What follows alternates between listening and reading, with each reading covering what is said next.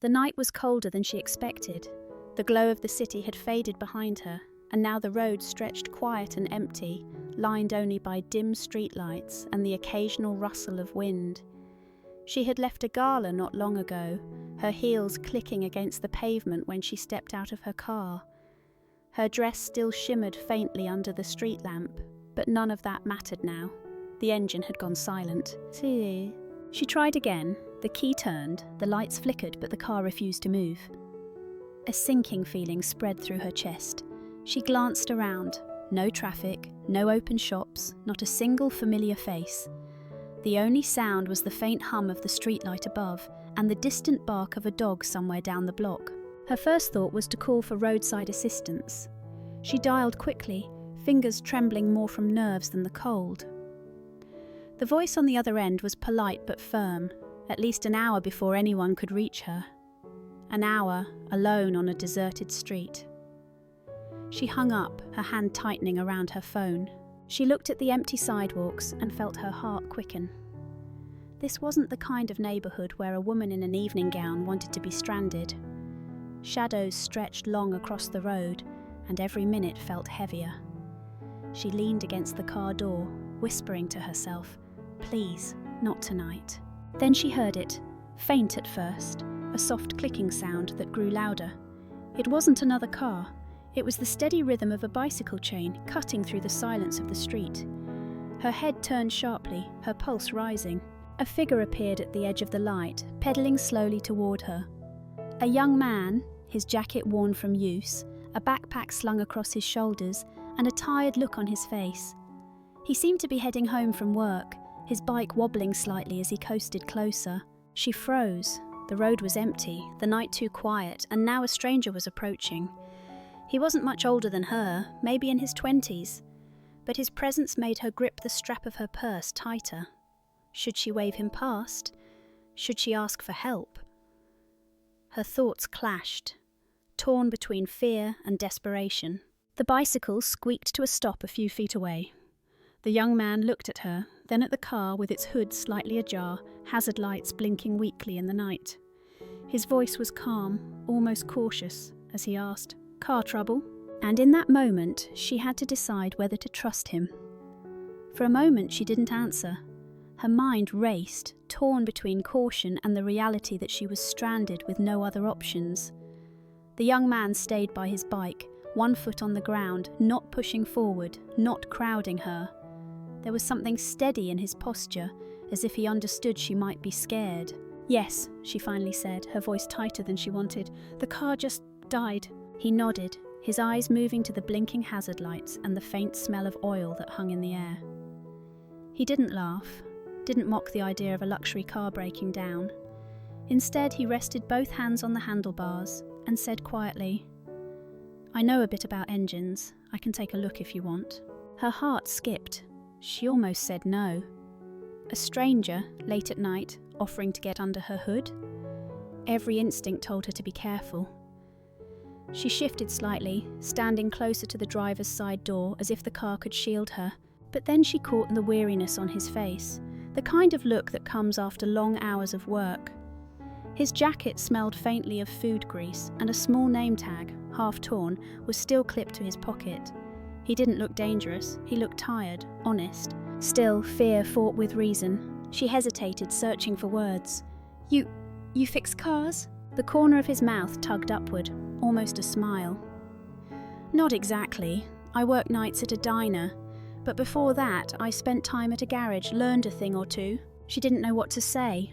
The silence stretched, broken only by the creak of his bike chain as it shifted under his weight. The longer she stood there, the more foolish she felt. She was stuck, alone. No one else was coming. Finally, she let out a breath she hadn't realised she was holding. "All right," she said softly. "Just be quick." His expression changed, not smug, not triumphant, just calm.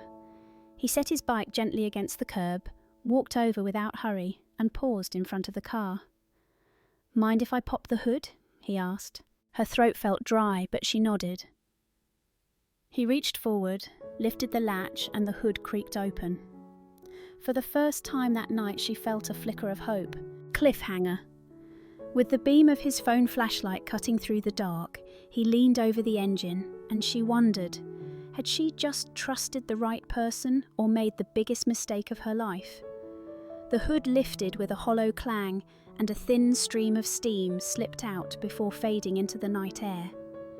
The young man pulled his phone from his pocket and flicked on the flashlight. The bluish glow lit up his hands as he leaned over the engine. She stood a few steps back, clutching her purse, torn between relief and unease. Every second felt longer in the silence. She studied him closely, the way he bent over the car, the focus in his eyes, the steady rhythm of his breathing. He didn't act like someone pretending.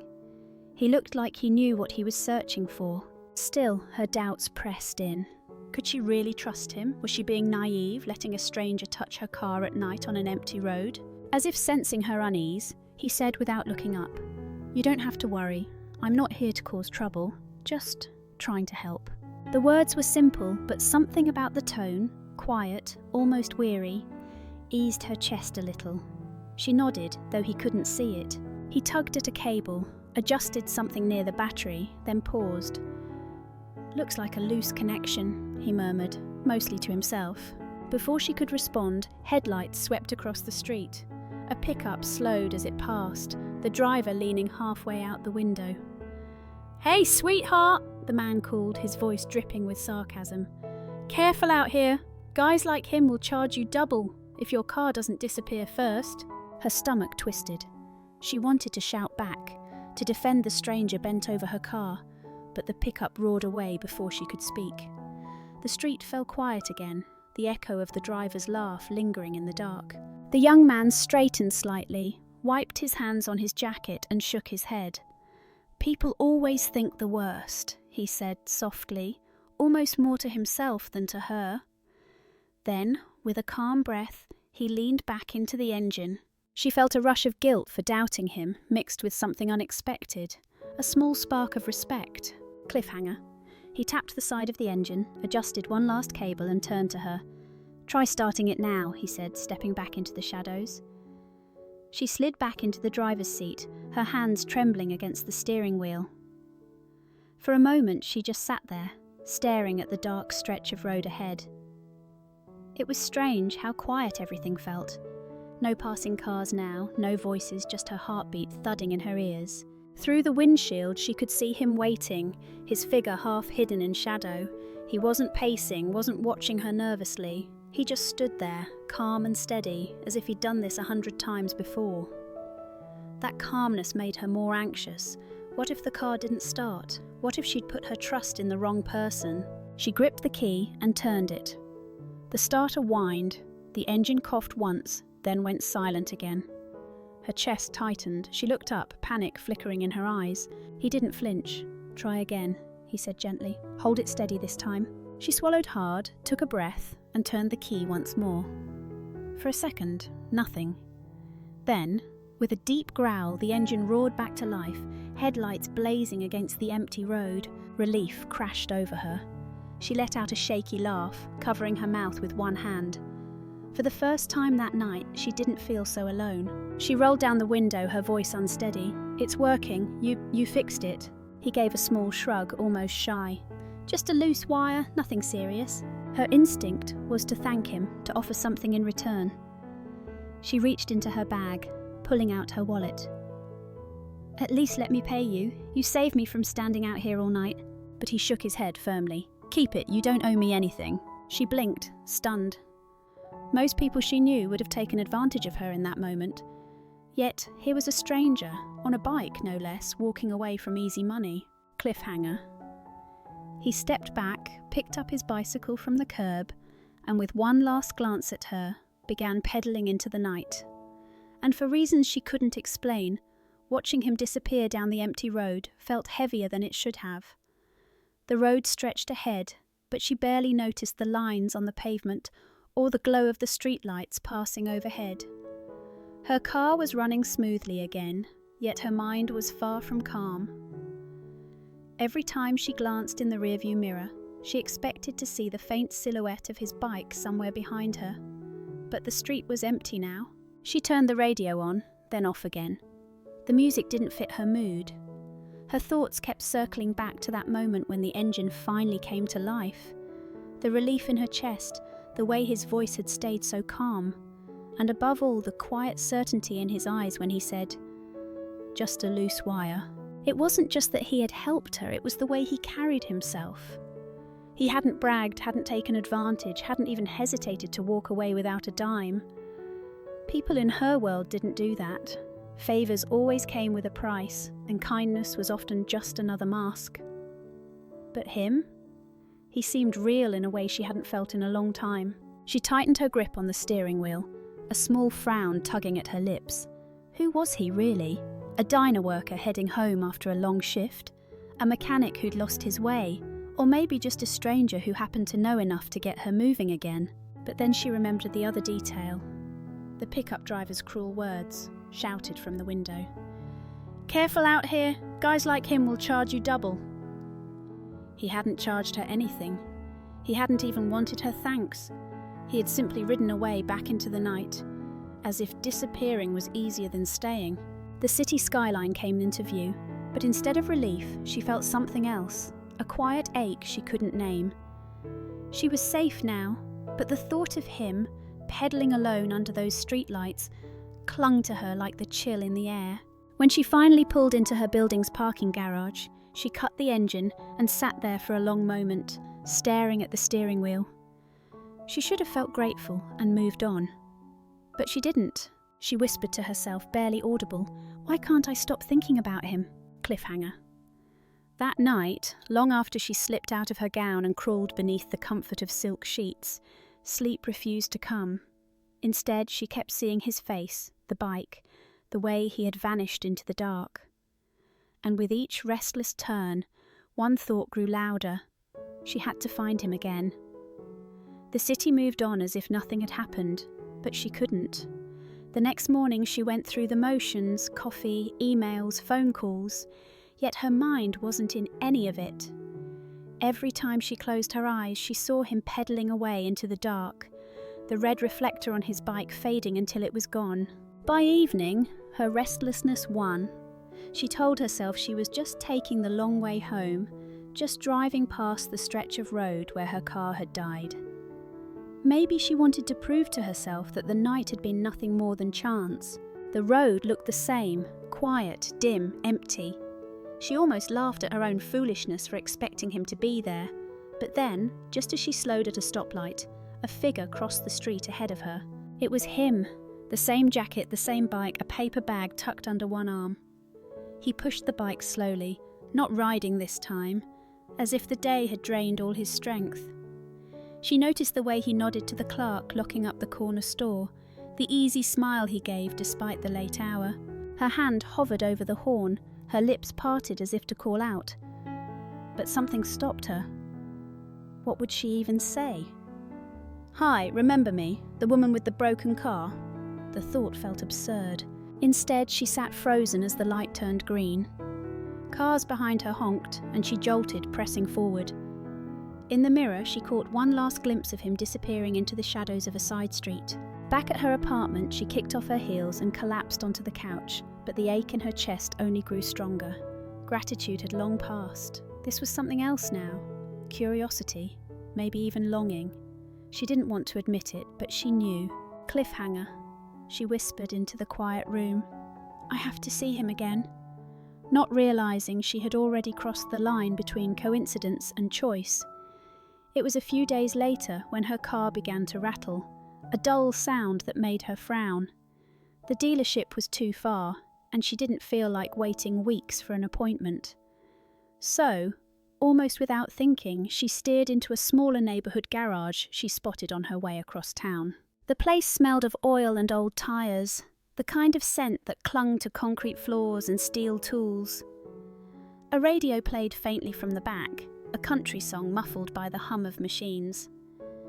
She walked inside, heels clicking against the floor, and a man at the counter greeted her with a nod.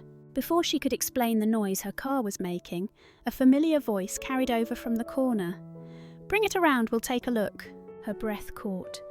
She turned, and there he was. The young man from that night, no longer in a diner jacket or biking home under a broken streetlight, but in a faded work shirt, sleeves rolled, hands marked with grease. He froze when he saw her, recognition flickering across his face just as quickly as surprise. Neither spoke at first. It was the older mechanic at the counter who broke the silence. "This one's good with engines," he said, patting the young man's shoulder. "Could have had himself a real shot if life had played fair." She tilted her head. "And what do you mean?" The older man sighed. "He got into community college on a scholarship, mechanical program, bright kid, but his mum fell sick, bills piled up, he walked away from it all, been working ever since." Her eyes shifted back to the young man, who busied himself with a rag, clearly uncomfortable with the attention. The truth sat heavy between them. The kindness of that night hadn't been chance. It came from someone who once dreamed bigger, but had been forced to trade it all for survival. She wanted to say something, to thank him again, to tell him she hadn't forgotten, but the words stuck in her throat. Instead, she managed a small smile, one that carried both gratitude and something else she couldn't name. Cliffhanger. He finally glanced up, meeting her eyes for the first time since that night, and for a moment neither of them looked away. The diner was nearly empty, the kind of place that smelled of coffee that had been sitting too long on the burner. She had convinced him to join her after his shift, saying it was just for a quick meal. He sat across from her in the booth, his jacket folded beside him, his hands rough and stained from work. At first the conversation was light. She asked about the garage, about the people he worked with. He answered in short sentences, polite but guarded. She could tell he wasn't used to talking about himself. Trying to fill the silence, she leaned forward. "You're obviously talented. If you pushed harder, maybe you wouldn't have to work 2 jobs, you could be doing so much more." The words slipped out before she could stop them, and the second they hung in the air, she knew they were wrong. His face hardened. He leaned back against the booth, his jaw tight. "Pushed harder," he repeated, his voice low but sharp. "Do you think I haven't? Do you think I chose this?" Her stomach dropped. "No, I didn't mean—" But he shook his head, cutting her off. "People like you always say that. Try harder, work smarter, as if life bends for everyone the same way. My mum's medicine doesn't wait for scholarships, rent doesn't wait for dreams." He slid out of the booth, tossing a few crumpled bills onto the table for his coffee. "Thanks for dinner, but I don't need pity." Her chest ached as she scrambled after him, nearly tripping in her heels. Outside, the air was cool, the parking lot quiet, except for the buzzing neon sign above. He was already unlocking his bike, his movements clipped, frustrated. "Wait," she called out, breathless. "Please, I didn't mean it the way it sounded." He looked at her, his eyes tired, hurt. "Then how did you mean it?" She faltered. The truth was she didn't know how to explain. She wasn't used to her words cutting this deep. For once, she had no polished answer. All she managed was a whisper. "I just wanted to understand you." For a long moment, he stared at her as if weighing whether to believe her. The anger in his shoulders eased slightly, though the sadness didn't leave his eyes. Cliffhanger. He finally gripped the handlebars and said quietly, "Careful what you wish for. Knowing me isn't simple." Then he pedalled off into the night, leaving her standing alone under the neon glow, more determined than ever not to let this be the end. They walked side by side down the quiet street, the late sun sinking low, painting the sky in faded orange. For a while, neither spoke. The tension between them lingered, but it wasn't sharp anymore. It felt softer, like both were carrying words they weren't sure how to release. Her eyes drifted to the bike he was pushing along. Its frame was scratched, the chain old, the seat taped in 2 places. It looked like it should have been thrown out years ago. Yet he treated it with care, like it was worth more than it seemed. "Why do you still ride that thing?" she asked gently. "Someone like you could have found a used car by now, right?" He stopped walking, resting his hand on the handlebar. His jaw tightened, and for a second she thought she'd overstepped again. But then his voice came low, steady. "This was my dad's." Her breath caught. "He owned a small garage," he continued, his eyes fixed on the ground. "It wasn't much, but he loved it. He taught me everything I know, how to hold a wrench, how to listen to an engine. This bike was his way of getting to work every morning, rain or shine." He gave a short laugh, but it carried no joy. When the bills piled up, when the shop went under, the bike was the only thing left. After he passed, I couldn't let it go. Guess it makes me look like I'm stuck in the past. But to me, it's the last piece of him I have. The evening air felt heavier. She blinked against the sting in her eyes, her throat tightening. She had expected an answer about money, about inconvenience, not this, not a memory wrapped in grief and pride. "You're not stuck," she said softly. "You're holding on to the only thing that kept him close. That's not weakness." He glanced at her, surprised by the sincerity in her tone. For the first time that night, the weight on his face seemed to lift, just a little. She wanted to say more, but her voice wavered. Instead, she just walked closer, matching his steps. The silence between them wasn't awkward anymore. It was tender, almost sacred. Cliffhanger. As they reached the corner, she knew one thing for certain. She couldn't just walk away this time. She had to do something that might change his path, the way he had unknowingly changed hers. They stopped beneath the buzzing streetlight at the corner, shadows stretching long across the pavement. She turned toward him, her heart racing with words she had rehearsed a dozen times in her head but never spoken aloud. "You told me once that school didn't pay the bills," she began, her voice unsteady but determined. "And I believe you, but maybe there's a way to work and learn at the same time. A way forward that doesn't mean giving up everything." He raised an eyebrow, skeptical. "What are you talking about?" "I know someone," she said, swallowing her nerves. "He runs a training program at a bigger garage across town. They hire guys like you, pay a wage while teaching new skills. It's not a handout, you'd earn every bit of it." He laughed once, short and bitter. "You think I haven't heard offers before? People promising the world just to make themselves feel generous?" His voice cracked slightly, and he turned away. "I don't need saving." Her chest tightened. She stepped closer, shaking her head. "This isn't about saving you. It's about giving you the chance you already earned. You fixed my car that night without asking for anything. You walked away when you could have taken advantage. You deserve more than scraping by on diner shifts and odd jobs, and you know it." He gripped the handlebars of his bike, his knuckles white. The battle was written all over him, pride clashing with the weight of exhaustion, fear colliding with the fragile thread of hope. For years he had told himself not to expect more, not to want too much. It was easier that way. Silence stretched. She wondered if she had pushed too far. But then slowly, his shoulders dropped. His voice was quiet, almost a whisper. "If I say yes and it falls apart, I don't know if I can take that again." Her eyes softened. "Then let it be different this time. Not because someone gave you charity, but because someone believed in you enough to open a door.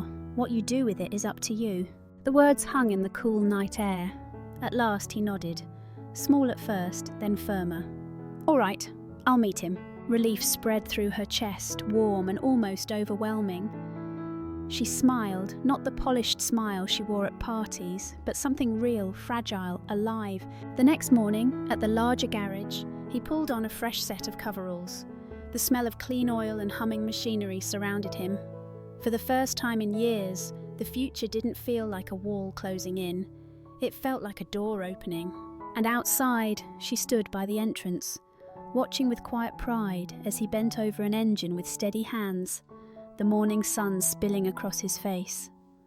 Life has a way of surprising us when we least expect it. Sometimes a broken car isn't just bad luck. It's a moment that tests our fear, our trust, and our willingness to see goodness in someone we might have overlooked. Lesson: true kindness doesn't announce itself. It doesn't ask for payment or recognition. It shows up quietly, in the dark, and leaves us changed forever.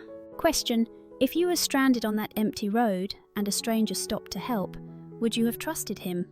And if you were the one riding the bike, would you have stopped? Thank you for watching, and we'll see you again in the next story here on Rain Inside.